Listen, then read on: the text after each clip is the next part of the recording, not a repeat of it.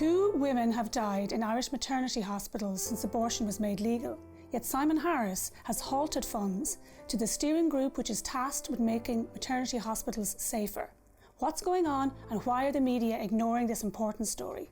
We were repeatedly told last year during the abortion referendum campaign that repealing the 8th Amendment would make Irish women safer.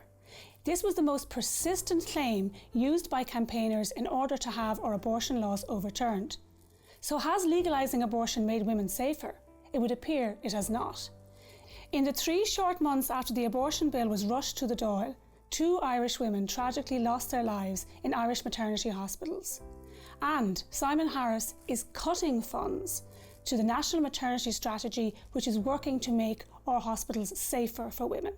Just last month, Marie Downey from Limerick lost her life in Cork University Maternity Hospital after giving birth to her son Dara. It's thought she suffered a severe seizure and she collapsed to the floor of her room when she was trying to raise the alarm, trapping her baby son underneath her. He was buried, cradled in his mother's arms.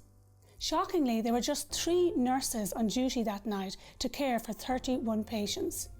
The severe understaffing right across the Irish maternal healthcare sector is causing a crisis for medical professionals and a real danger for pregnant women.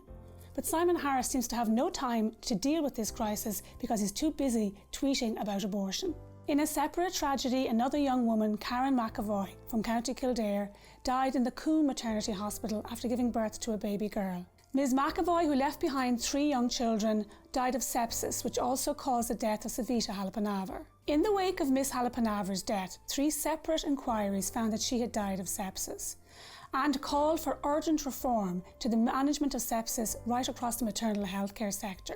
It was also pointed out that staff shortages were seriously affecting the ability of medical staff to ensure that pregnant women were safe. But the media wanted Savita's death to be only about abortion, and they wanted to exploit that tragedy to ensure that Ireland's abortion laws were changed. So they kept the public's attention on repealing the 8th Amendment, rather than addressing the crisis in staffing and the urgent need for a change in protocols to make sure that pregnant women were safe. In the wake of Savita's death, the National Maternity Strategy Group was set up. It was given the vitally important task of ensuring that the right protocols and processes were put in place to ensure that a case like Savita's would not happen again. Last month came the shocking revelation that Minister Simon Harris has cut funding to the National Maternity Strategy because it seems he needs that money to pay for abortions. According to Roisin Malloy, a patient representative on the National Maternity Strategy Steering Group, the money that had been intended to go on the maternity strategy was effectively being spent on abortion services since January of this year. This is almost beyond belief.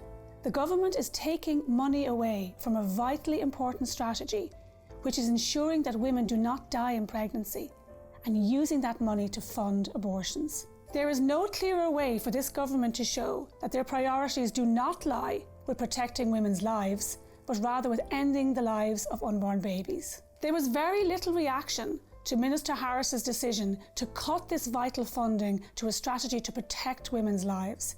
No tweets from the National Women's Council, very little comment on it from the opposition, and almost no coverage of this decision by the Irish media. It seems that legalising abortion did not make pregnant women safer after all. Women are dying in Irish maternity hospitals, and the funds that are required to ensure that a strategy is rolled out to protect women's lives in pregnancy is being taken by the government to pay for abortions. It's time for Irish women to wake up and realise that they were utterly deceived.